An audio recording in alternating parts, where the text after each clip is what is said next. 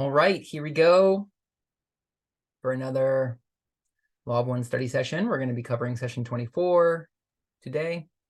And before we get into the reading, I'll just take a moment to share my love and gratitude to those of Ra who remain with the earth in service to these people, our people, the earth people, seeking to be of service, seeking to teach the Law of One, and made themselves available to the contact with the LL research group that brought forward this information that we're going to be studying today. So grateful to those of Ra and also to the LL research group and the whole Confederation of planets in service to the infinite creator. So thankful for this opportunity to seek the creator together, seek truth, try to make sense of the paths that we each travel and how they are ultimately a shared path back towards oneness in the heart of the creator. So share my gratitude and love to all those beings that have helped us be able to come together in this way. Much thanks.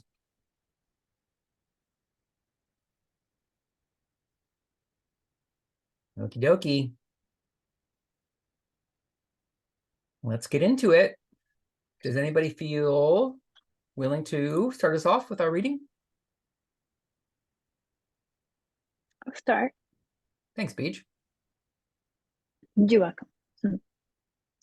Session 24, February 15th, 1981. I am Ra. I greet you in the love and in the light of the infinite creator. I communicate now. Questioner, we are a little concerned about the physical condition of the instrument. She has a slight congestion. If you can tell me of the suitability of this session at all, I would appreciate it. I am Ra. This instrument's vital energies of the physical complex are low. The session will be appropriately shortened. Questioner, she requests that if it is possible for you to cause the instrument's vehicle to cough at intervals, that would help her. Is this possible?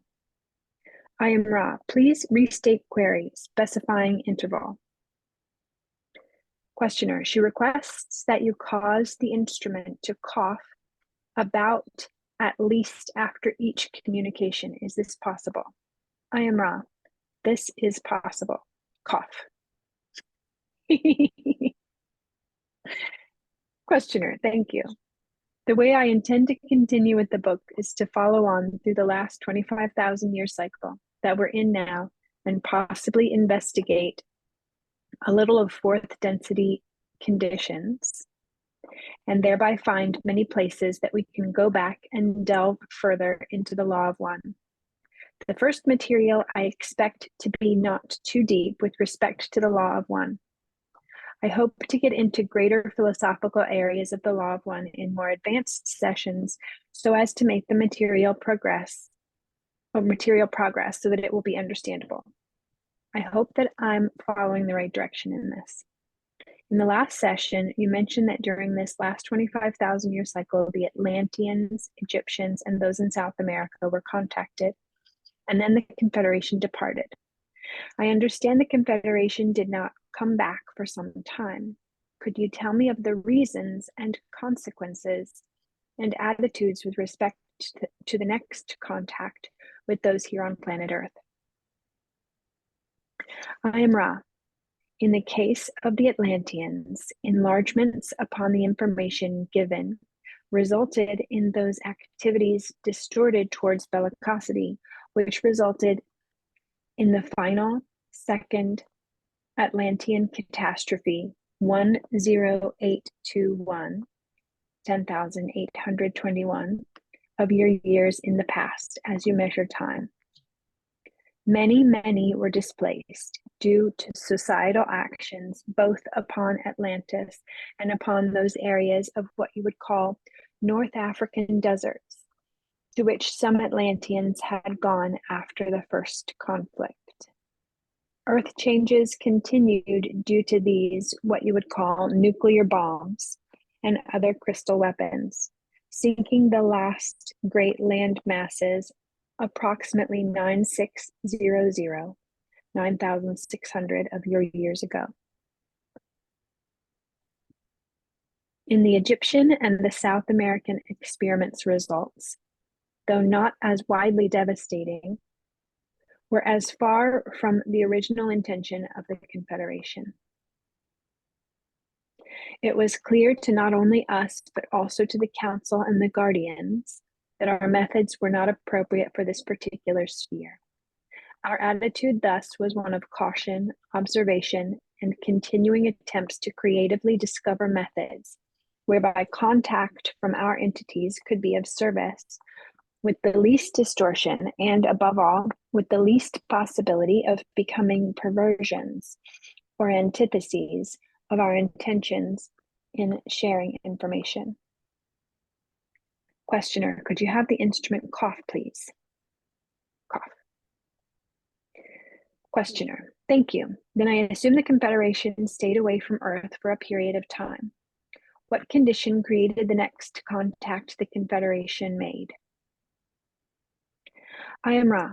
In approximately 3600, 3,600 of your years in the past, as you measure time, there was an influx of those of the Orion group, as you call them.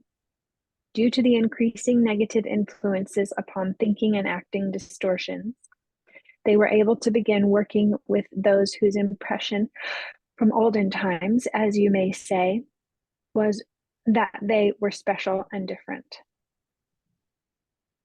An entity of the Confederation, many, many thousands of your years in the past, the one you may call Yahweh, had, by genetic cloning, set up these particular biases among these peoples who had come gradually to dwell in the vicinity of Egypt, as well as in many, many other places, by dispersion after the down sinking of the land mass Mu.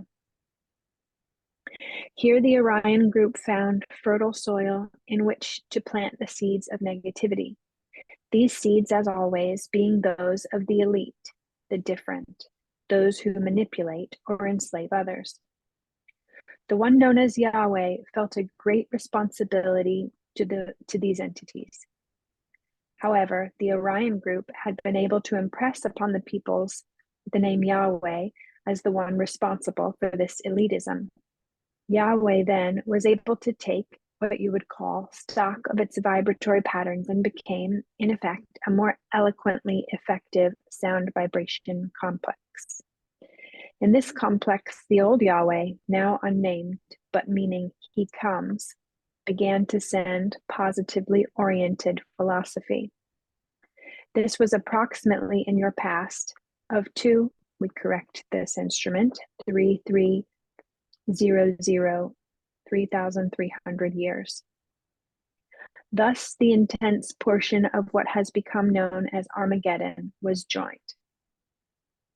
Questioner, could you create another cough for us, please? Cough. Stop there? Yeah, that seems good. Thanks, BJ.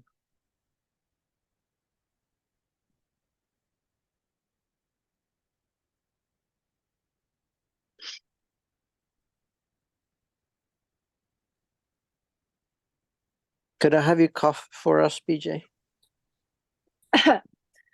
Thank you. No problem. I got a question. Yeah, go ahead, Kent. The last sentence. Thus, the intense portion of what has become known as Armageddon was joined.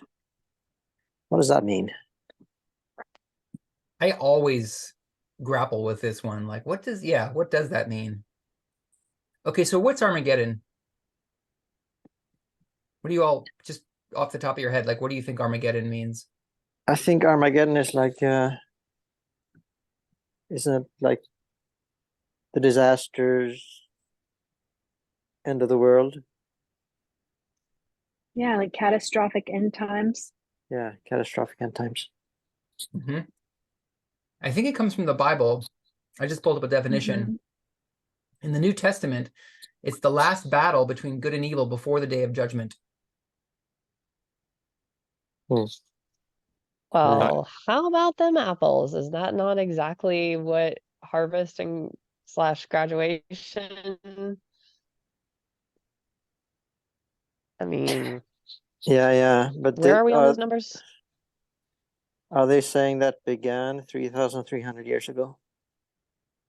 Well, it says 3,600 years ago, the Orions came in and started influencing those originally genetically cloned by Yahweh. And then it took 300 years for this new Yahweh, which means he comes, to start influencing again on a positive. So now 3,600 to 3,300 to 300-year span, the Orions are giving prophets these visions and words of doom. And then the original Yahweh comes back and says, no, it's actually this way. And that's why you have the Old Testament, New Testament. There's like a good and bad part in it, the two Yahwehs.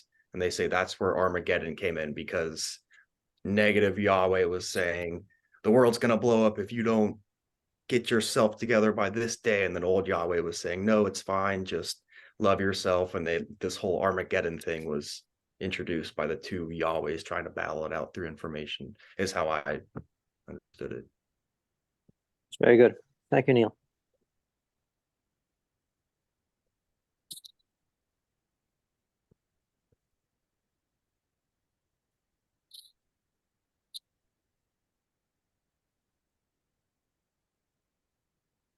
Yeah, I mean this whole topic, y'all, it's particularly tender right now.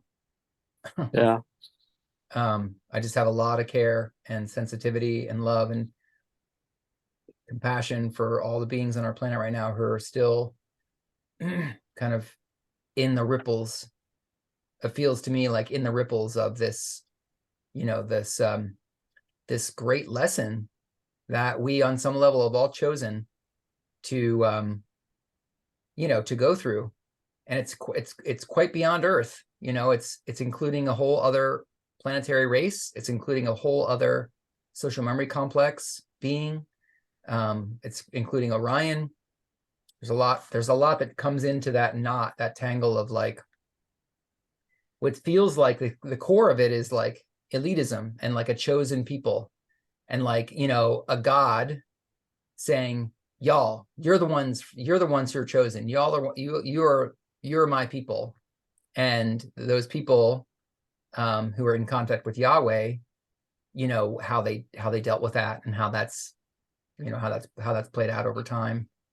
And it feels like the kind of, I don't know, I feel so under-equipped to make sense of the conflict that's going on in Israel and Palestine right now, but it does seem like there's this knot of like different religions, different relationships to creator, and chosen people, relationship to the earth and to land. It's intense, y'all. It's intense. It's really quite something. Mm-hmm.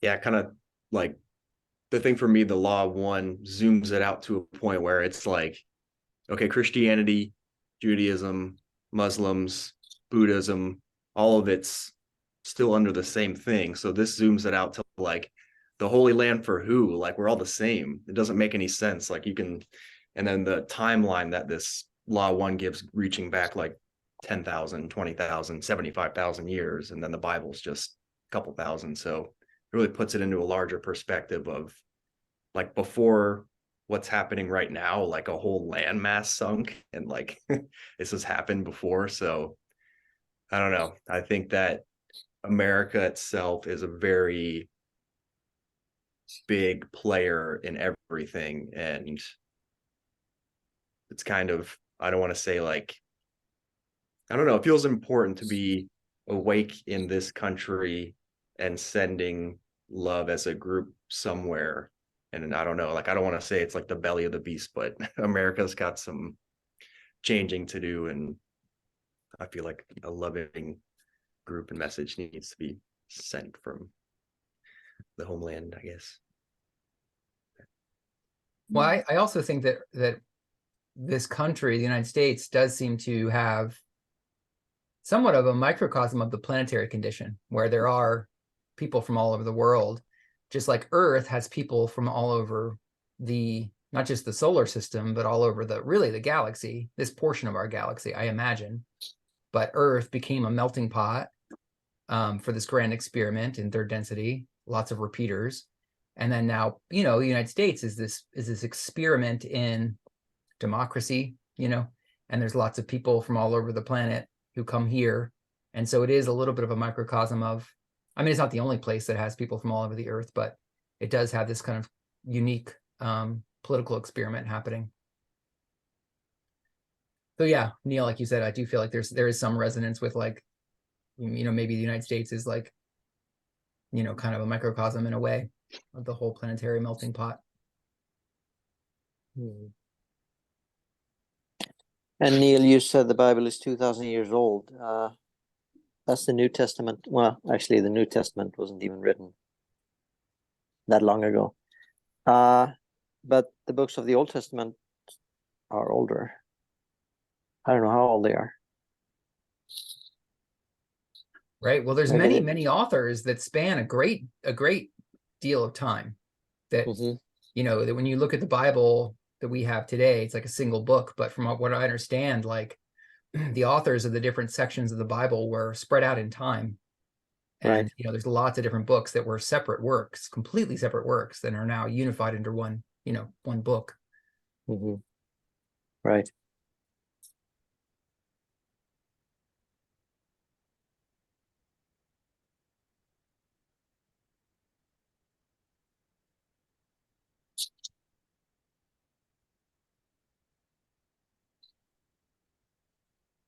Yeah, one of the things. One part that. Go ahead, BJ. One part that stands out to me is the old Yahweh and then the new Yahweh, the Orion group. The old Yahweh, now unnamed, but meaning he comes. I like that part, the now unnamed, and that Ra described. They became, in effect, a more eloquently effective sound vibration complex.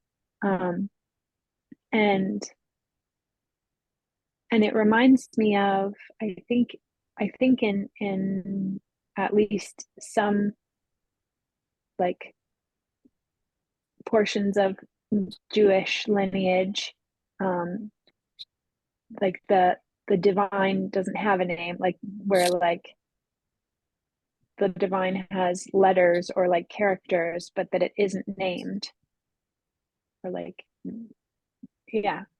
And I wonder if that, I just wonder about the like, it seems like the way Ra describes it, it sounds like more than just taking a new name. Like they took stock of, or they say it took stock of its vibratory patterns and became, in effect, a more eloquently effective sound vibration complex. Like it sounds like they evolved in a way, is what it sounds like to me. Yeah, which is really interesting. I'm really curious about that part. What does it mean to become a more eloquently effective sound vibration complex after taking stock of your vibratory patterns? What does that mean? How do you do that? What did you do, Yahweh? That's really curious to me. Yeah, there's a pattern that Yahweh has taken, and they say that Yahweh's been a guardian and first helped with Venus, was a different name, wasn't Yahweh, changed their name because Venus was so loving. And then it went to Maldek, and Maldek destroyed themselves, and they had to like keep changing their name. And it went from, finally they got to Earth, and it was, in Hebrew, it was like, he's here, he comes, he's with us, he takes part with us, and then he is the Christ consciousness or something. And it just, like, Yahweh keeps helping with the planets, and as they make a mistake or do something, they just change their name, meditate, change their whole being somehow, and then go out and serve again. So I assume after Earth, the newest Yahweh is Yod He Shin Vau He, and I'm sure they'll change that after Earth is done into some newest form and keep evolving. But yeah, it seems like they do something, change their name that creates a whole new being and identity, and then they go forth in like this free will experiment with us and co-create with us. I don't know. So that's from Quo, like all of that that you're sharing. Is that from your studies of Quo? So that was Quo, all the stuff in the raw material, and then the guy Doug Scott is working with Richard Rohr and just studied the Bible a lot and has kind of mixed the two together. And yeah, so he kind of came up with that, how it changed over time. So yeah, it seems like Yahweh's had 4 or 5 different names over time. Well, one of the major, I think, points here from my perspective is that, as I understand it, and I'm not a religious scholar by any means, but as I understand it, in Christianity, Yahweh is God. Yahweh is the creator. Like what Ra refers to as the one infinite creator, the Christians, or at least some Christians, believe that Yahweh is that. And that distinction is massive. Like to mistakenly believe that, basically your brothers and sisters, like the brothers and sisters of sorrow, the higher density wanderers, the beings who come to serve an evolving entity, being mistaken as the creator, as the one who creates everything, is that's a big difference. And that seems like that core misunderstanding certainly was not intended on Yahweh's part. But in some ways, Yahweh is the creator of those people, of the people that they helped come from Mars. Like Yahweh intervened in this pretty deep way, doing this genetic manipulation. And then Ra says the beings, once they got the Mars beings, they got transferred to Earth. Once they got transferred here, they were partially created in Yahweh's image. Like Yahweh's genetics got blended in with the Martian genetics. And so when they started cycling on Earth 75,000 years ago, they sort of were created in a way, or at least influenced genetically by Yahweh. So, it's complex. But do you all take it the same way? Do I have it right that in Christianity, Yahweh is the name for God?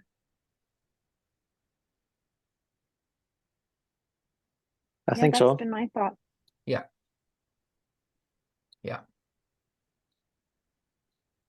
And that's kind of a core thing that, Ra struggled with that too. When Ra visited the Egyptians, Ra was taken as a god, because they're coming from such a higher level of evolution, they have access to the power of the one infinite creator, intelligent infinity and infinite energy, and to third density entities, especially kind of like, this is a while ago, less sophisticated. I don't know. It probably would be the same thing today. Who knows?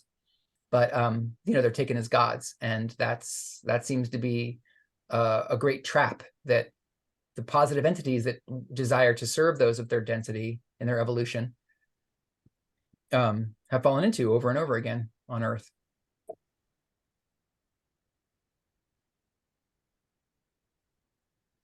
I have a quick thought in response to you, BJ, around the name change.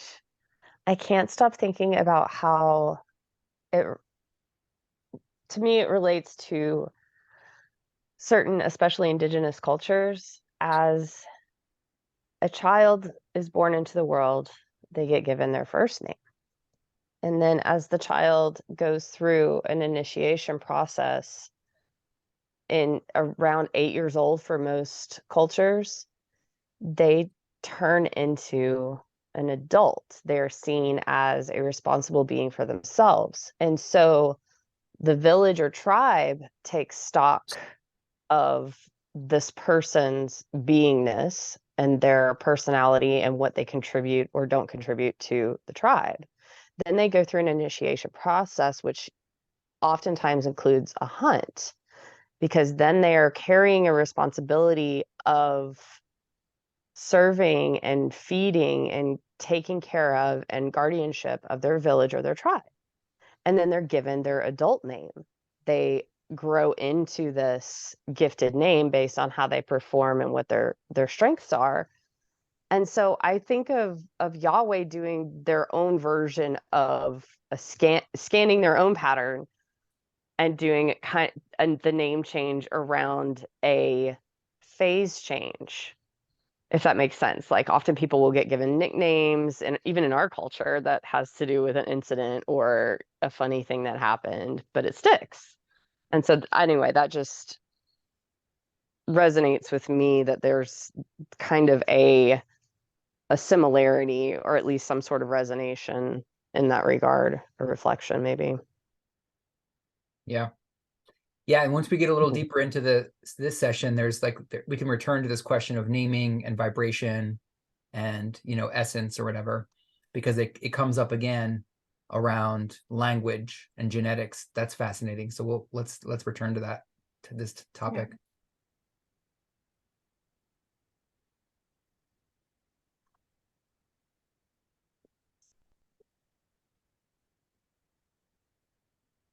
Keep reading.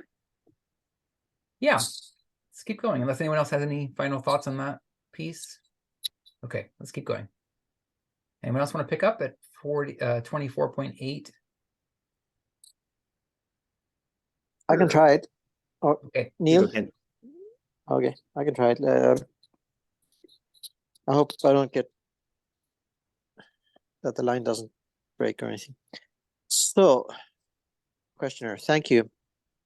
I have a question about how the Orion group got in 3,600 years ago. How did they get through the quarantine? Was that a random window effect? I am Ra. At that time, this was not entirely so, as there was a proper calling for this information. When there is a mixed calling, the window effect is much more put into motion by the ways of the densities. The quarantine in this case was, shall we say, not patrolled so closely, due to the lack of a strong polarity. The windows thus needing to be very weak in order for penetration. As your harvest approaches, those forces of what you would call light work according to their call. The ones of Orion have the working only according to their call. This calling is in actuality not nearly as great. Thus, due to the way of empowering, or squares, there is much resistance to penetration. Yet free will must be maintained, and those desiring negatively oriented information, as you would call it, must then be satisfied by those moving through by the window effect. Cough. Questioner. Ken, let's wait. Let's pause there, because then it goes on to back to Yahweh. Let's just focus in on this quarantine and window. And then if you're willing, you can keep reading when we move on. But this one's kind of a standalone. So quarantine and the window. Any comments? Do y'all feel like you did I come through all right? Go ahead. Did I come through all right? Yeah, you did. That was clear. That was great. Okay, good.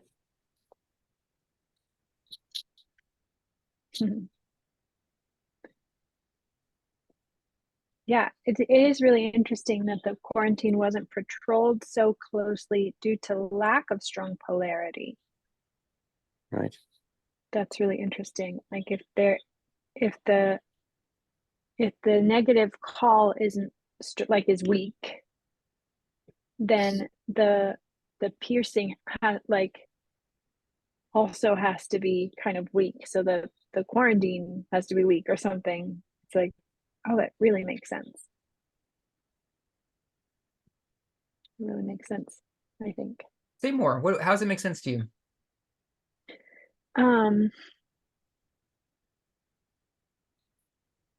I mean, it relates to me to a similar thing that we were talking about earlier today. Like when you hang out with people who don't push your edge, don't push your boundaries, like you don't need to have boundaries.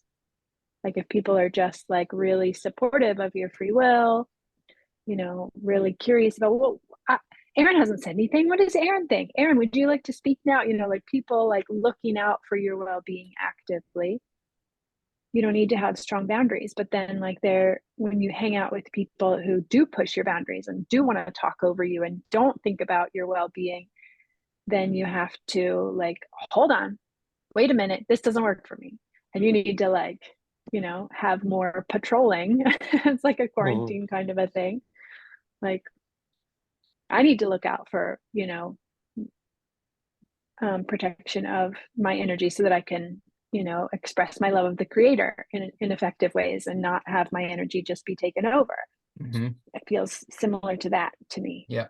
If it's like, if there's not much, you know, like, oh, I'm going to do a negative thing now, but it's real gentle, then you can be like, oh, fine, do a negative thing. But sometimes I'm going to say no, you know? Yeah. Yeah, that's brilliant. Thank you, BJ. Yeah. That makes me wonder about Venus, if they even had a quarantine, because they apparently didn't have hardly any negative polarity calling. Right. So they might not have had a quarantine at all. Yeah, interesting. Mm-hmm. There's one clue that I remember where Ra says, like, because of what happened at the very beginning of Earth's third density cycling with Yahweh and the Mars beings, they just said the quarantine was strengthened. They didn't say like, oh, we need a quarantine on this planet now. It's sort of, I don't know, the sense that I got, and it's, you know, I totally could be wrong, was that it is natural in a veiled third density, like in this portion of our evolutionary processing, in this portion of the galaxy, we have this veiled third density, that it's some, you know, that maybe it's natural or the default for there to be a quarantine, or at least the quarantine can be available, and maybe it's not strong or whatever. But it seemed like they said that because of the choice that Yahweh made, and that according to some members of the Confederation and the Council of Saturn, that was an infringement of free will, they had to then strengthen the quarantine, not introduce a quarantine. Like there already was a quarantine. So it's to me, it suggests that like a quarantine for a third density planet is a natural occurrence. Nia? Trying to piece this all together, and along with what you just said, Aaron, so if it was not an outside force placing a near physical thing like a grid or net around our planetary sphere, then is that powered by Gaia herself and or the beings living here ourselves? And so that when the positive call, or rewind before that, so then the need for it to be strengthened came from potentially our own higher self totality beingness that's outside of our third density existence, that is more in touch with the all and can communicate with a knowingness around that. So is the generating of this grid-like or net-like quarantine coming from a mix of our own selves as generators without us realizing it? It's more like a contract of our pre-incarnative plan, and then free will gets exercised. And so the negative path can be in their little secret societies and do their call, knowing that, hey, when we get together and we do this call, we get some powerful negative path beings coming in to give us that. And they have to kind of like amplify their signal to even get a response, versus when there are so many of us in, even with the negative aspects of religious institutions, there's still underneath it all, typically, generally speaking, a love and light orientation. Even those following it to the T are still coming from a good place in their heart. They're genuinely trying to be of service and of love and light. And so that's the call. when they get together and make a call, say every Sunday, and us doing it in our fashion? Or there's a couple of questions in there. The dynamics around where this quarantine comes from is Right. in those windows. Right. Because they just said that they have to honor the free will for those windows to come through. And if there's a negative call, they get a chance to have that answered. And then zooming out, it's all part of the plan. So yeah. Well, Nia, I really appreciate that perspective and that question you're posing about, like, maybe it's Earth, on a in a sort of like the oversoul level, or the the totality level of the Earth itself, that is doing the designing and implementing of the quarantine. What that brings to mind for me is that our sublogos, the sun, the sort of being behind this, that that emanates behind the body of the sun, like the the spiritual being of the sun, is the root mind behind all of its planets, right? So like Earth and Venus and Mars and all the planets in its influence, like they're its children, and like we are one. All entities on Earth and all entities on Venus and all entities on Mars share that same portion of the tree of mind that Ra calls the tree of mind. So it seems like the confederation of planets that's local to our, that's stationed on Saturn, that's local to this portion of the galaxy, is somehow, a representation of that sublogos. It's somehow very deeply connected to the solar being that created all of it. And so, yeah, it, even if what we hear from Ra is that it was the Confederation, I'm sorry, if it was the council that kind of made the determination that the quarantine should be strengthened, it seems like there's still some correlation to the Earth itself, like the oversoul of the Earth somehow is being represented in that council and in the guardians, I would guess. And so, yeah, I feel like that's a really insightful, for me, that's really insightful, that like, it doesn't necessarily, I've always taken it, here's the insight for me. I've always taken it that it was the Council of Saturn that kind of made the call that because of what happened, that Earth's quarantine needed to be strengthened. But it's like, oh, well, but maybe the Council of Saturn is repping somehow the intelligence of the planet, the intelligence of Gaia herself, because they're there. Somehow we're there, whether it's some future version of already evolved Earthlings that are somehow on the council, or I don't know. I mean, it gets some of the trying to understand the council and the guardians and the beings from beyond the octave, who knows? But I appreciate the yeah, it was stimulating for me to hear that, Nia, that question and that idea. I just want to add the free will abridged part. I remember that being just the Martians.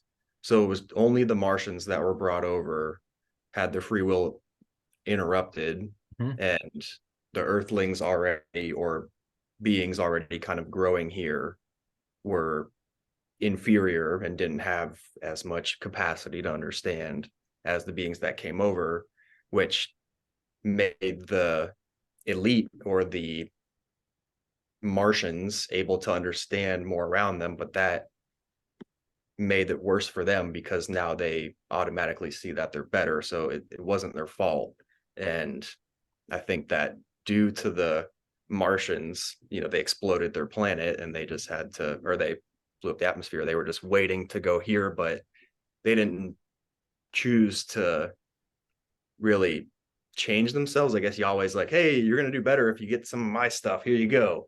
And they're like, okay. And then they came here and they're just automatically looking around different, and through free will and how you can live every day, you can see that stuff can make you mad and stuff can make you happy. So I think some just split apart, and the calling's pretty equal with the veil. So people called negative and positive. And yeah, but the quarantine itself, I don't think it's ever mentioned that it's like Gaia as an energy. I don't know that. I haven't really, I don't know. I don't really know much about the Law 1 talking about Gaia as a being. Like, I don't know how, if they go into the intelligence of the planet, but yeah, I don't know. It's fun. Mm-hmm. I think that the Orions are here due to the fact that people are actually calling and they have to answer that. Yeah, it also seems like the Orions are here just on their own volition. Like they started presenting themselves to the whatever, the people at, what was it, Papua New Guinea 60,000 years ago. They're like, here, let's see if we can get these, let's see if we can hook these islanders into negative use of power. And they couldn't, they didn't. People weren't calling for it. The people were pure of heart and weren't interested in physical power over others. So it wasn't successful. The thing about quarantine that surprised me in this reading in 24.8 was the patrolling, right? Don't they say about, like, let's see, where is it?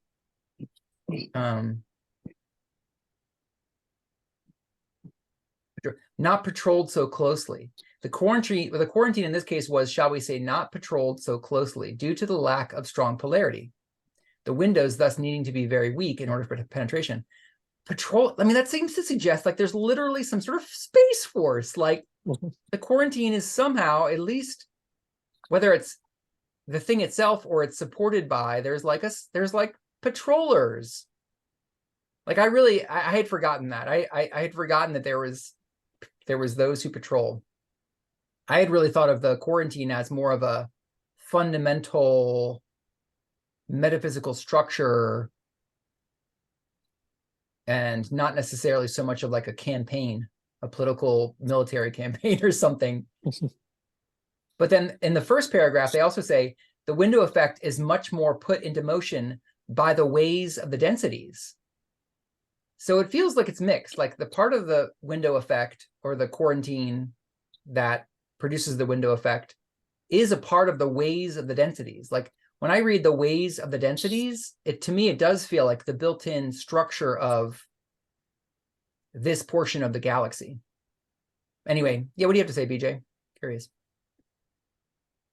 Well, those two things that seemed conflicting to me don't seem as conflicting, or seemed conflicting to you, don't seem as conflicting to me, I think. Like that, where you were saying, it's a campaign or it's a political whatever versus a metaphysical sort of, I don't know, something like, because that has stood out to me in the past in terms of how they describe harvest. Yeah.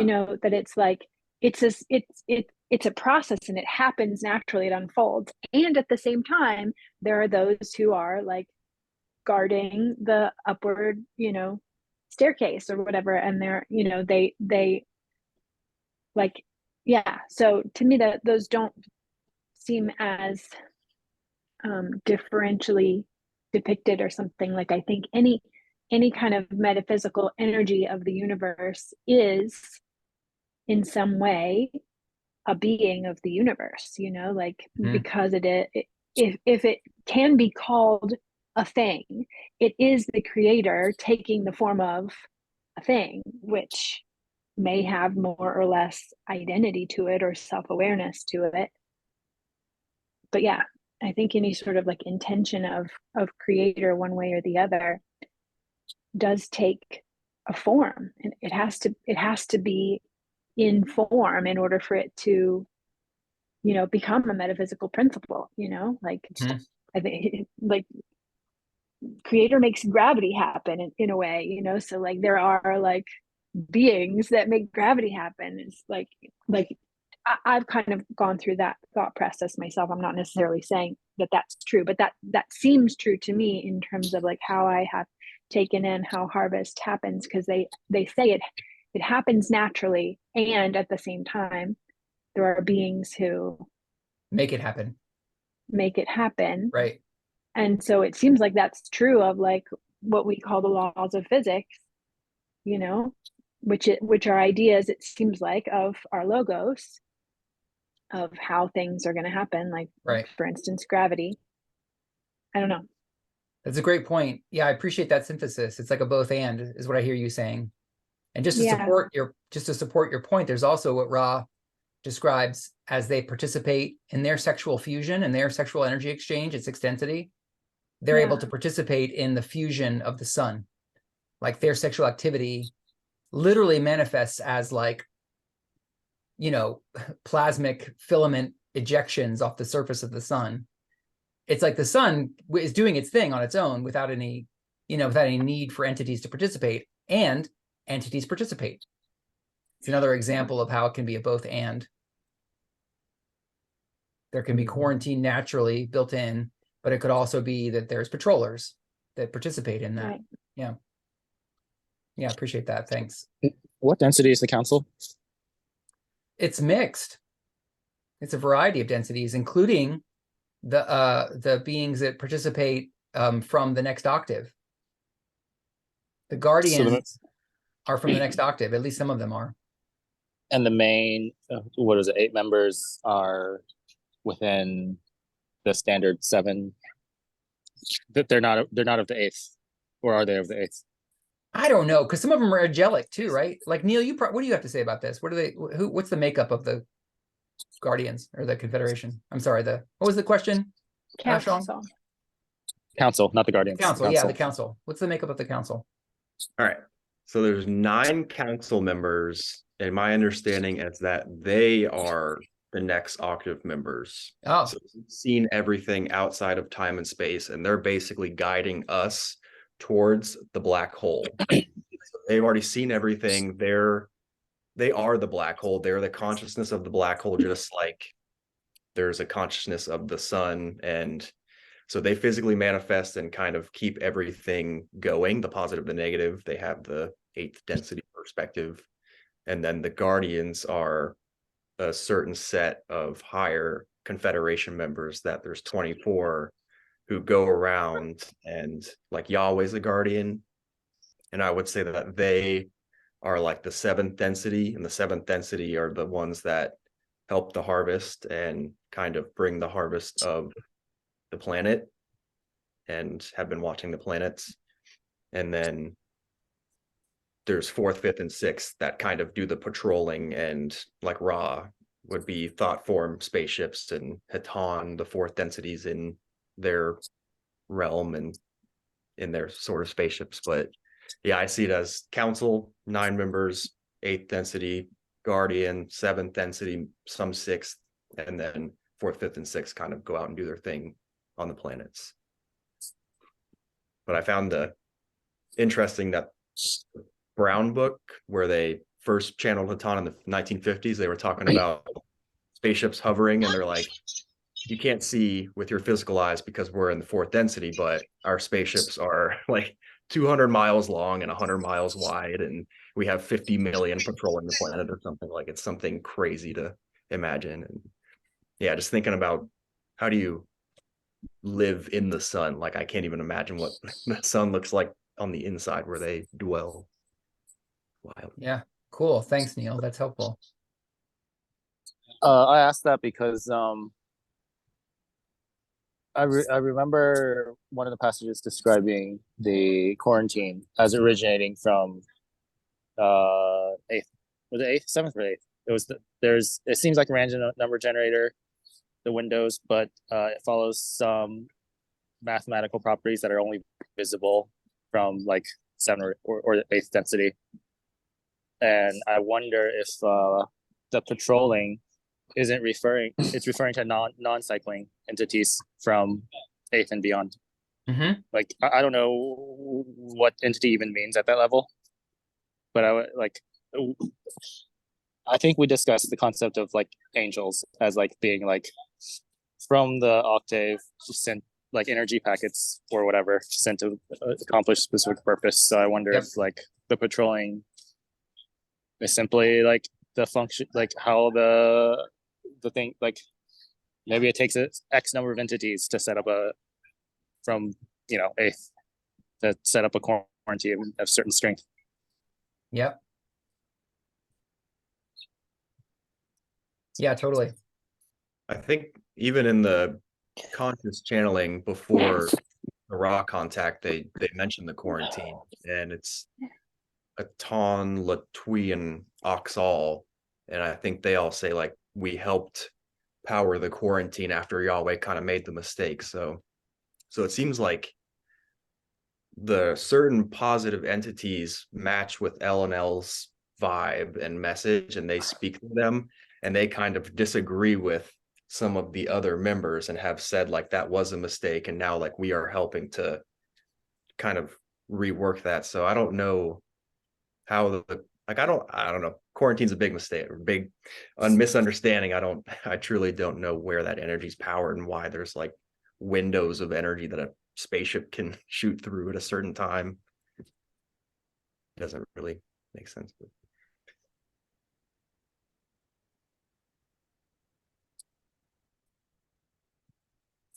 I mean, all the complexities that we, periodically encounter when we read this material and try to make sense of, ultimately are stemming from, in my opinion, trying to grok infinity. Like you can't. We cannot grok infinity with our minds. And yet we're in an infinite universe, in an infinite creator with infinite complexity. And the creator is trying to approximate, this is my understanding, the whole purpose of creating the universe and the cosmos and the universes, plural, is so that this infinite being can, approximate its infinite capacity through experience, through manifestation. And it's like, I mean, are those poor little minds trying to make sense of that level of power and of potential is it's cute, we're cute. Here we go. We're doing our best. This is not the density of understanding. This is not the density of understanding. And good for us for trying, though. It's great. It's so good. It's like nourishment for our own evolution and our own like growing ourselves, stretching towards that infinite being, because that's who we are. That's what's power in us all. Okay, let's move on. I think if we keep going, we can finish 24 today. So let's get back in. Kent, if you're open to it, you can keep going. Okay, sure. Questioner. Then Yahweh, in an attempt to correct what he saw as what I might call a mistake, I know you don't want to call it that, started 3,300 years ago with the positive philosophy, where both the Orion and Yahweh philosophies impressed telepathically, or were there other techniques used? I am Ra. There were two other techniques used, one by the entity no longer called Yahweh. That reminds me of kind of like the artist formerly known as Prince. Exactly. That's right. Who still felt that if it could raise up entities which were superior to the negative forces, that these superior entities could spread the law of one. Thus this entity, Yod, He, Shin, Va, He, came among your people in form according to incarnate being,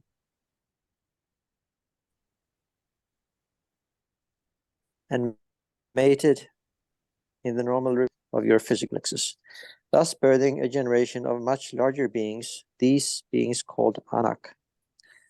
The other method used to greater effect later in the scenario, as you would call it, was the thought form, such as we often use among your peoples to suggest the mysterious or the sublime.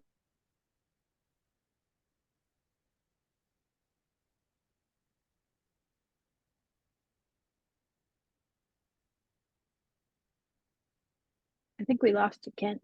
Yep.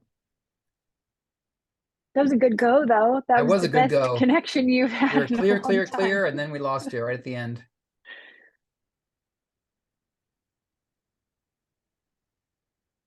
Maybe we'll have someone else pick up where he left off. Okay.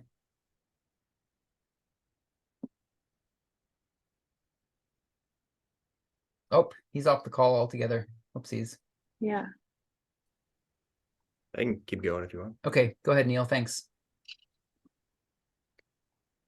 You may be familiar with some of these appearances. Could you state some of those after making the instrument cough, please? Cough. I am Ra. This information which you may discover, however, will be briefly point the way by indicating the so-called wheel within a wheel and the cherubim with sleepless eye. Very good. Did the Orion group use similar methods for the impression 3,600 years ago? I am Ra. The group or empire had an emissary in your skies at that time. Can you describe that emissary? This emissary was of your fiery nature, which was hidden by the nature of cloud in the day. This was to obliterate the questions of those seeing such a vehicle and to make it consonant with these entities' concept of what you may call the creator. And then how was the impression or information passed on to the entities after they saw this fiery cloud? I am Ra. The thought transfer, by thought transfer, and by the causing of the fire phenomena and other events to appear as being miraculous through the use of thought forms.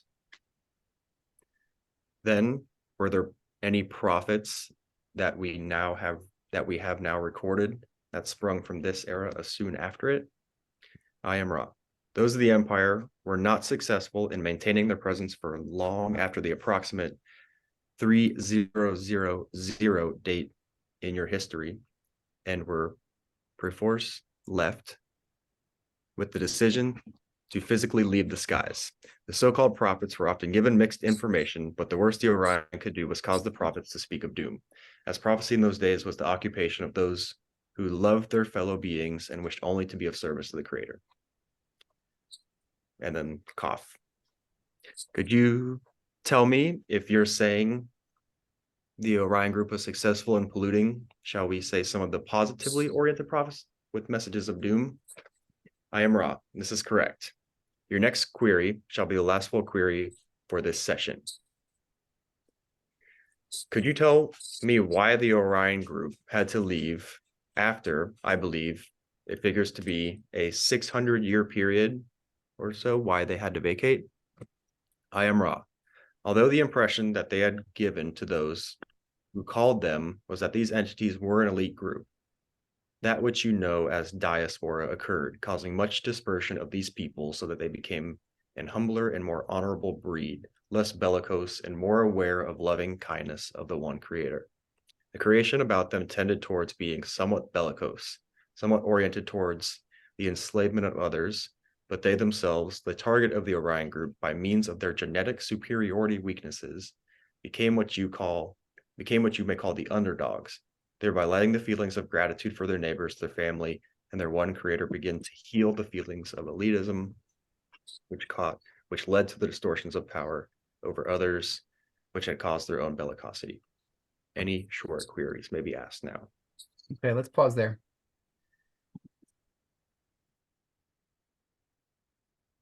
Let's see if we can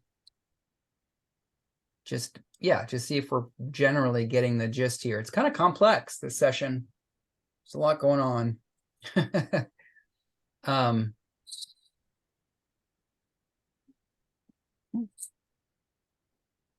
Wow.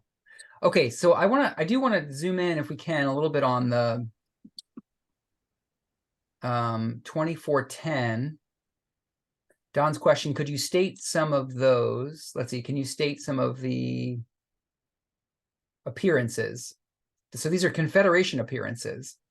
Can you state some of those Confederation appearances? I am Ra. This is information which you may discover.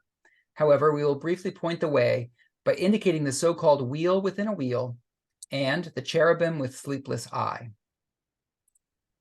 So the wheel within a wheel comes from Ezekiel 1:1 to 48:22. I was going to see if I could pull up the, oh, it might be too long. There's a lot of information here. I was hoping I could just read the portion of the Bible that talks about the wheel within a wheel.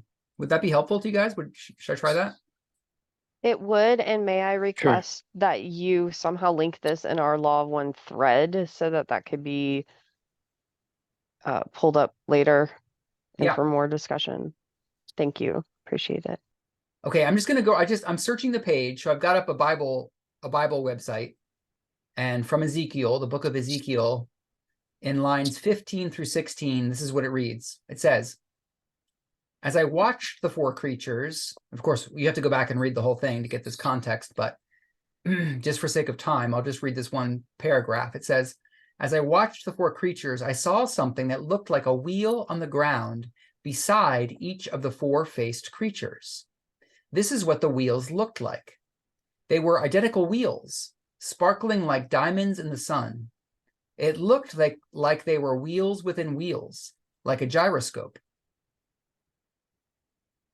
And then it goes on, they went in any one of the four directions they faced, but straight, not veering off.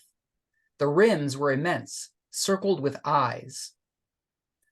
When the living creatures went, the wheels went.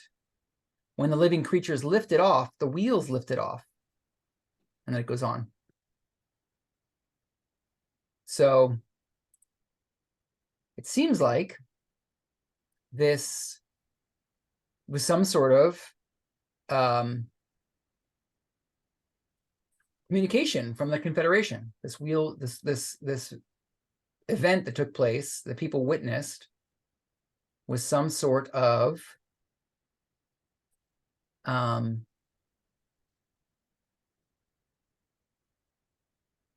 this is all in response to Don's original question, which was, were there other techniques used by either Orion or Yahweh to impress their philosophies upon Earth? And then Ra says there were two other techniques used, one by the entity no longer called Yahweh, so this is the Confederation being, and one by the other method used to greater effect later in the scenario, as you would call it, was the thought form, such as we often use among your peoples,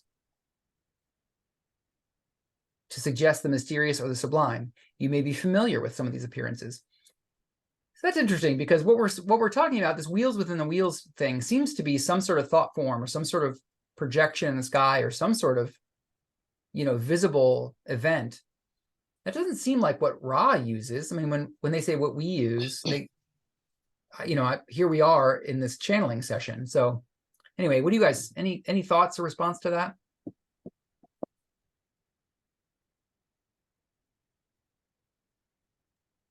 What sense do you make of this?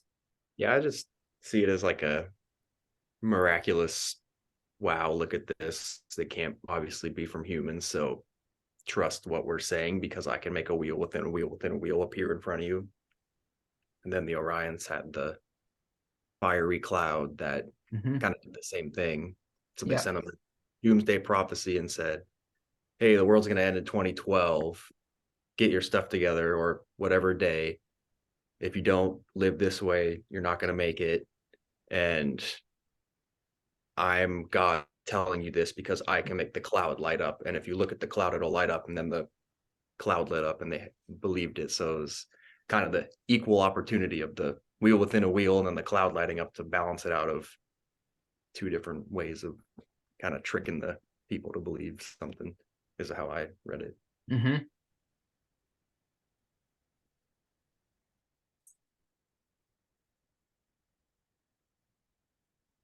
Yeah.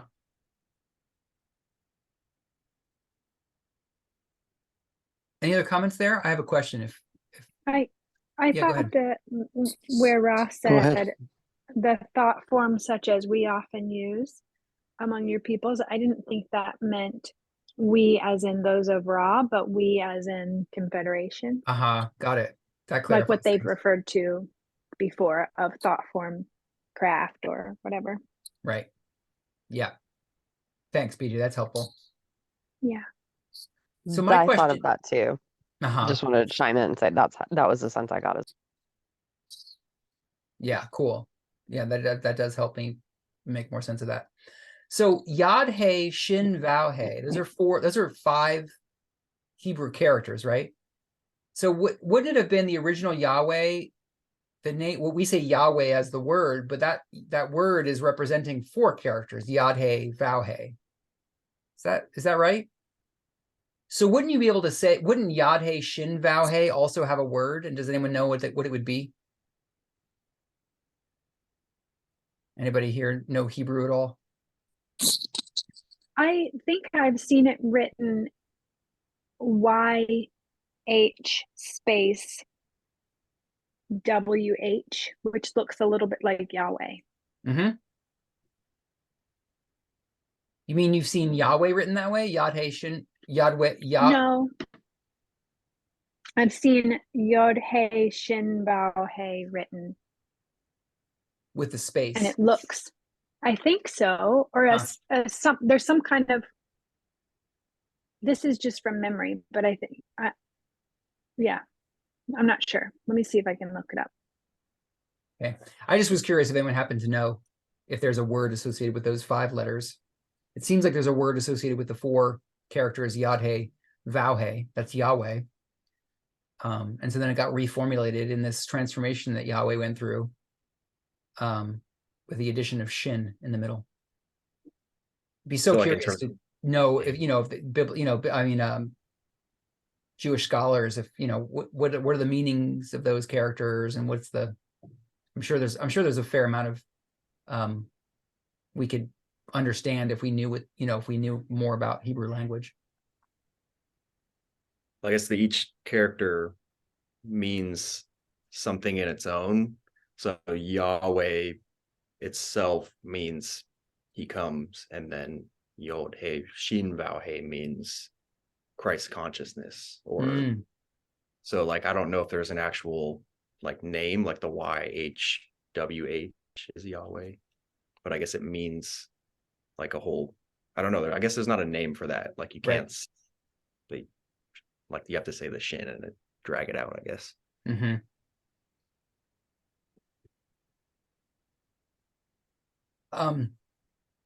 I will share one thing about the Anak, since that's part of the session that I just someone just shared with me that I think it was at the Coming Home retreat.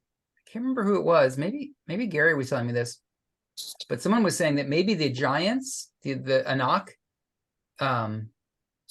actually are us. Like maybe a 5'6" to 6 foot tall humanoid is the giant. Like maybe before that genetic campaign, that maybe beings were shorter, maybe like 4'6" to 5 foot was the average, and then maybe like the current genetic stock of like what we consider modern humans is actually the Anak. And I had never considered that. Whenever I had heard the giants, the Anak being giants, I had always imagined in my mind 7, 8, 9, 10 foot tall beings. And then, the mystery of where are those skeletons, where are those beings? And then I just wanted to share that alternative perspective. Kent? Yeah, that is an interesting perspective. I mean, I think that's possible. There are a lot of historical references, though, to a race of giants, from all over the world, including in the Bible, but also among Native Americans. Native Americans claim that, shortly before the white people came, that lived on the continent, who they said were cannibalizing them for many generations. So the giants were really a menace to the Native Americans, and finally they had waged war against them for a long time because, to stop the cannibalism. And finally they trapped the last of them in a cave and were able to, I don't know, cause their demise by trapping them in a cave somewhere. Yeah, that's a Native American story. So yeah, it sounds like they were actually a race of giants somewhere, and they had, according to historical records, they had red hair and double rows of teeth, so that when they lost the first row of teeth, they had another set that could take their place. Right. Yeah. Anyway, yeah. Yeah, cool. That's interesting. That's fascinating, actually. And I've also heard accounts of giants and even photographs of skeletal remains that seem to be incredibly large, and this and that, from all over the world, like you say. Yeah. Right. Yeah. Oh, and I googled Yod-He Shin Vav-He. From what I found online, that reads Yeshua. Wow. Yeah. Which is So Christ. It's and Neil, you said Christ consciousness, right? You said it represents kind of Christ consciousness. Yeah, so Yeshua, or what Ra calls him, Yeshua, is Jesus, is the combination of Yahweh coming from the Son and having all of their experiments previously changed. And so it's like a combination of Yahweh's energies, the wanderer Jesus that we call him, and they combined into what we would call the Christ event, where this one entity was so enlightened that they had the consciousness of the sub-logos to love everything, and that was the Christ event. So Yod He Shin Vao He technically is Jesus as the energy, not the being. So it kind of meshes in all together. Ah. So it's Christ event and the Christ being. So there's a wanderer, and then the actual like event itself is the change from Yahweh to Yod He Shin Vao He. Fascinating. Well, and then Yeshua sometimes gets referred to as Yehoshua, right? Which is also like another trend. Like when I look at Yod He Shin Vao He, Yehoshua, like I could see it being Yehoshua too. Anyway, Yeah.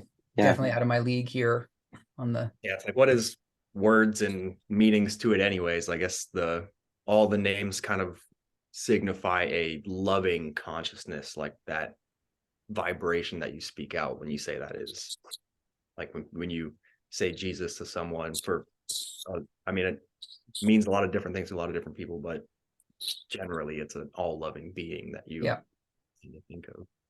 So that's right. what.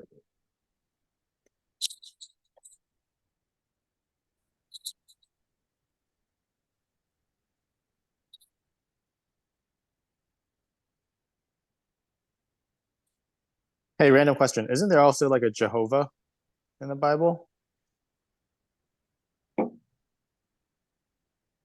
Neil, what do you know about that? Same exact thing. Jehovah is Yahweh, just I don't know, changed from Greek to some other word. Same word, just changed. So, yeah. I guess. Let's go Nia and then Kent. Pardon y'all. We all get excited. BJ, about what you said about the spelling, I have a niggling of a memory of the same thing. If we keep in mind that our English language as it is today and as we are able to write it as such is really new. They did not have, and I've done just a snippet of a research rabbit hole around, well, a little more than a snippet, but I've done a few rabbit holes around language, and there are charts that show, all the way back to Latin, and then how Latin got formed, and then there's it's basically an expansion of letters, and they didn't have as many vowels that we do now. They were kind of combined. The verbal enunciation, the vibratory sound complex, was already associated with certain letters. So what you said, I've seen that spelling before. It's super ancient, and it's before English was English. It dates, I can't remember how far back. I'm gonna have to go geek out on that again. But I have screenshots of these graphs of how the language started out with something like 16 characters or less, and we're up to 26. And so the spelling that you mentioned makes perfect sense, BJ. That was Yahweh, pronounced as such. But if we keep in mind, again, the evolution of language, and so we get tripped up on what we're used to, and it was like, oh yeah, back then, they didn't even have half the vowels that we have now, and the vibratory sound complex was associated with other letters, and V was the U, and it goes on and on. So just throwing that in there. Yeah, thanks. Go ahead, Kent. My understanding is that Hebrew doesn't even use vowels. They just write the consonants, and then you have to sort of intuit the vowels, I guess. Right? Yes. So that think could so. explain why we have that's Jehovah versus Yahweh. Mm-hmm. Right. And And it also shines some light on like when the word God is written, there's like G-D. There's no O. Mm-hmm. Right. I think later on they say that the Hebrew was part of that genetic cloning that Yahweh brought over. So the Hebrew was from an angelic entity that's outside of time and space that technically isn't the Logos. And then Ra later says that Sanskrit is directly from the Logos given to humans. So if you're chanting or using something, the most, I guess, universally recognized language would be Sanskrit and then Hebrew. But because of our Western mixture of Christianity that we're all probably most familiar with, it would be Hebrew is more in line with our understanding of the Creator. Thank you for bringing that up, Neil. That is a fabulous point, because Don and Jim and Carla were Christian mystics with an esoteric twists in there, but they were Christianly oriented nonetheless every time. So when Ra is bringing this information forward, it's good to keep in mind Ra was talking to the three of them, not to us, those reading the book. And I would love an expert on the Sanskrit, because as you had said that about the G-D, I'm scratching my head with the Om, the sound of the universe, the sacred syllables of Sanskrit. And personally, I jive with that a lot more. Literally every time I go to meditate, I'm Om Mani Padme humming. Like I dig that particular resonance for myself, and would love that woven in as comparative information. I just don't have an abundance of that knowledge. I have my tiny little niche that applies to what I'm able to work with. So I'm constantly in the back of my mind referencing what little bit I do know every time we bring this up. So I feel ill-equipped because Ra continues to relate it in terms of Abrahamic religions. So and then throws in a dash of, oh yeah, and Sanskrit. I'm like, oh man, I would love to have the expanded on the other portions to bring this into. I'm grateful for what we have and would love to chew on more. I think Ra also gives a shout out to what I imagine were the rishis when they talk about the chakras and how the teachings of the 7 chakras have been well established in history. I think that's also the Vedic tradition. You guys, I'm so confused. I thought that there was a Q&A here in this session somewhere that talked about what we're just talking about Hebrew and Sanskrit. Kent on stack? What's that? Do we have Kent on stack? Kent said what he was going to say. No. Got no. it. You didn't? Okay. I'm good. Go ahead. Good. Thank you. Go ahead, Aaron. Anyway, I thought we were going to be able to return back to that question that you brought up, AJ, about vibration. And there's the whole comment that Ra makes about genetics and how Yahweh did the genetic thing, and they kind of like put language or some sort of seed of language into the genetics. But now I'm not finding it, and I'm confused. Mm-hmm. Am I thinking of a different session? Maybe. I thought I had just read it earlier, which is why I said hold that thought earlier in this study, that we would get back to it. But now I'm looking at what's left and I don't see it. So anyway, sorry about that if Well, that's okay. I misrepresented. I mean, I didn't feel like we had necessarily more to say about it. Maybe we could have had insights about it, but it's just. Well, I also was excited about returning to it because it's a pretty interesting topic. But for the sake of time, we have 10 minutes. Let's go ahead and read through the final few Q&As. I'll read a little bit. I think we're on 24.19. Questioner, it's not too important, but I would really be interested to know if Dwight Eisenhower met with either the Confederation or the Orion group during the 1950s or that time. I am Ra. The one of which you speak met with thought forms, which are indistinguishable from third density. This was a test. We, the Confederation, wished to see what would occur if this extremely positively oriented and simple, congenial person, with no significant distortions towards power, happened across peaceful information and the possibilities which might append therefrom. We discovered that this entity did not feel that those under his care could deal with the concepts of other beings and other philosophies. Thus, an agreement reached, then allowed him to go his way, ourselves to do likewise, and a very quiet campaign, as we have heard you call it, be continued, alerting your peoples to our presence gradually. Events have overtaken this plan. Is there any short query before we close? Questioner. The other question that went with that is, was there a crashed spaceship? And are there small bodies now stored in our military installations? I am Ra. We do not wish to infringe upon your future. Gave we you this information, we might be giving you more than you could appropriately deal with in the space-time nexus of your present, somewhat muddled configuration of military and intelligence thought. Therefore, we shall withhold this information. Questioner, okay, sorry to bother you with these types of questions. Ra, cough. Questioner, but they were just bothering me. We will continue in our next session with the Law of One and keep that uppermost in the scope of the book and try to get more deeply into the philosophy as we build a framework for reference to the philosophy. Thank you very much.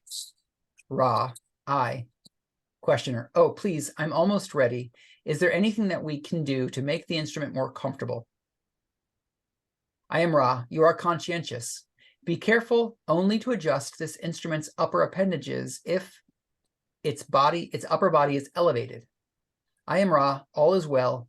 It is our joy to speak with you. We leave in the love and the light of the one infinite creator. Go forth, therefore, rejoicing in the power and the peace of the one creator. Adonai.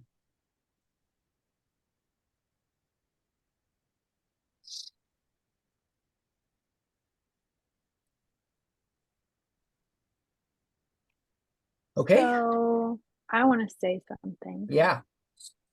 That piece about Eisenhower. So they came in form, Confederation came in form, apparently, right? So it was thought form, but to Eisenhower it was indistinguishable from a human, sounds like, and offered positive contact. And that's just fascinating. Like, you know, I've read through this material before, but I don't remember that from before, because in my mind, it's like, oh, the Confederation doesn't do that anymore. They don't come in form. And obviously they didn't come in their physical form, you know, which would appear as light to me or us or whatever. But they still, that happened. They came in apparent form and offered positive information. So that's just,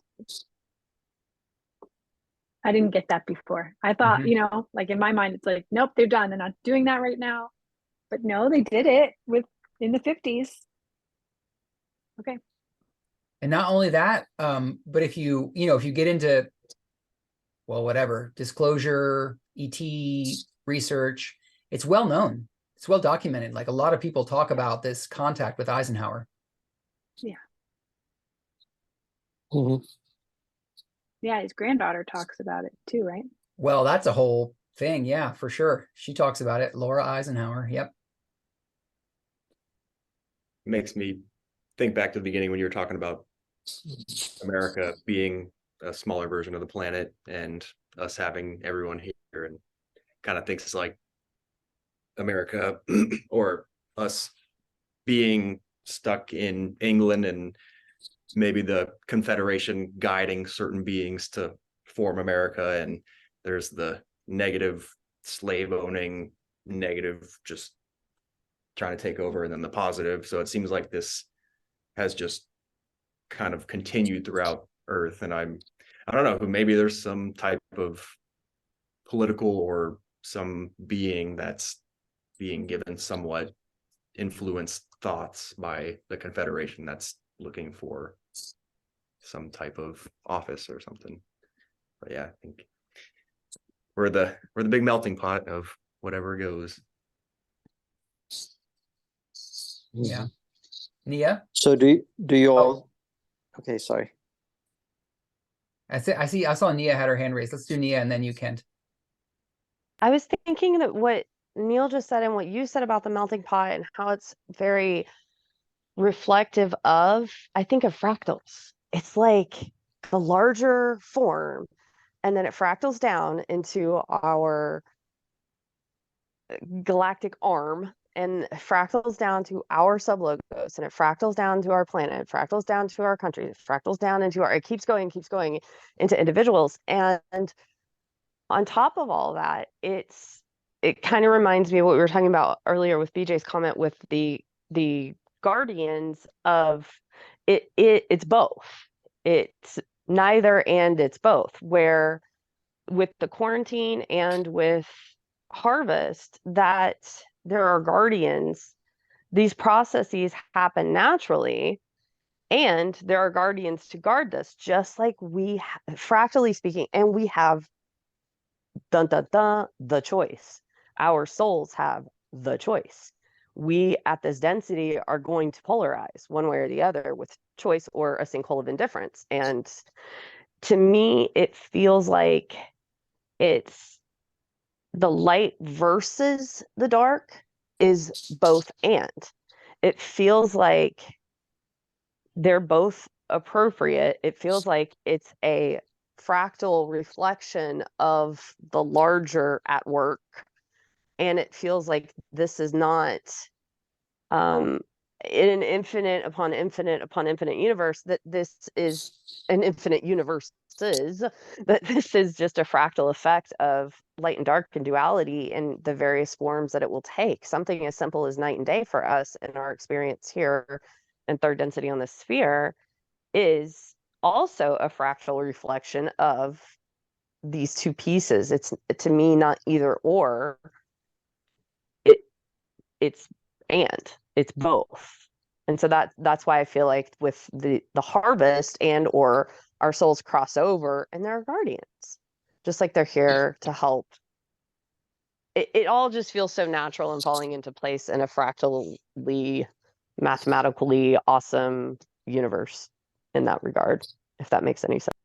Yeah, totally, Nia. I love that. I love what you just said. And I feel like the whole piece about like the both and, I mean, Ra's teachings about healing and the healing exercises they give, it's all about holding both polarities. Like that's how you find oneness, is by holding the extreme negative and the extreme opposite within yourself. And I feel like your comment gets at that. It's like, it requires both ends to explore duality, to explore creation, to explore, any distortion. Anyway, great comments, great point. Kent? Yeah, great comment, Nia. Thank you. I was wondering what you all think of Eisenhower's decision. I remember when I first heard about it. Can you hear me? Can you hear me? Yeah. Okay, good. I think I'm breaking up. Yeah, a little bit, but we can hear you. You can hear me? What do we feel about Eisenhower's Yeah, decision? when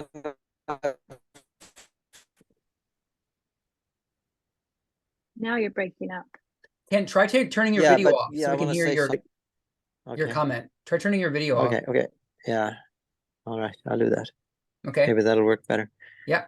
Loud and clear. Okay, so yeah, when I first heard about this event, I was kind of upset. I thought, I wish he would have, worked with them and introduced humanity to their teachings. And, I thought that for a long time, but now when we read this part today, it occurred to me that, he might have been right, because when Ra introduced themselves to the Egyptians, the response by the Egyptians were basically to worship them as gods, give away their power. And I think many people I know who are into UFOs today have that kind of same attitude. They just want to be saved. They just want to worship deities. And that might not be good for the free will of individuals on Earth.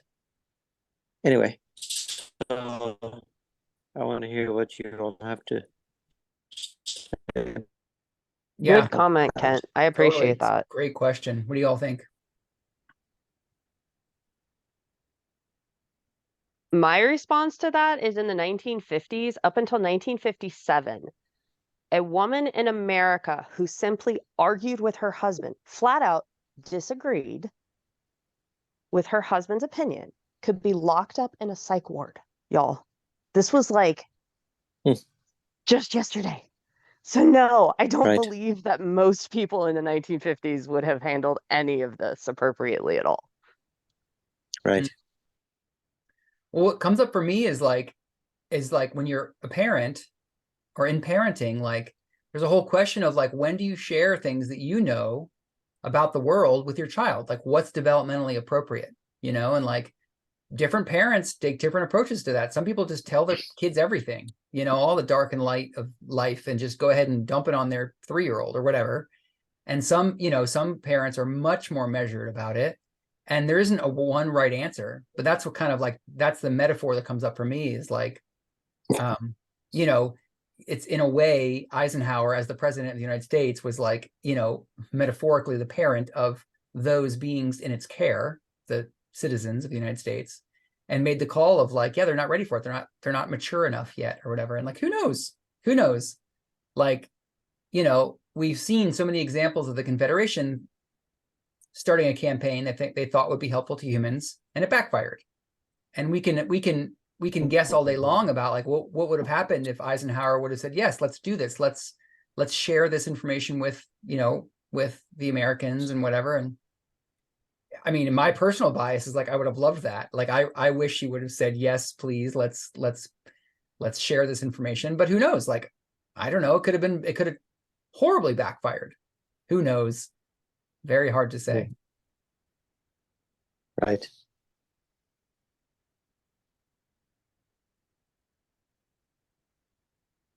But I had the same question, Kent. I'm like, yeah, what? And why the president? Like, it's so funny. The famous like trope of the aliens land and they say, take me to your leader, and it's like the president, is our leader. Yeah, that's true. That's totally true. Like, I can't think of another, who else would be our leader, but it's also so false to me in some ways too. Like, I feel like spiritually speaking, our leader isn't the president. I mean, I don't know who it would be. There's these much more like lesser known entities who are just kind of at the edges of society, just like teaching love, teaching compassion, being it, just living it.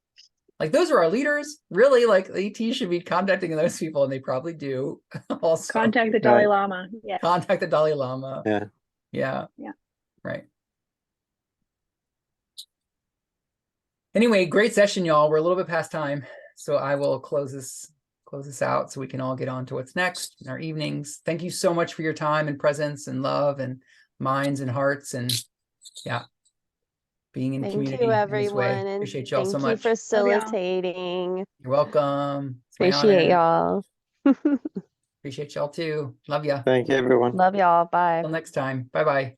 Love y'all. Bye. Bye. Bye. Bye.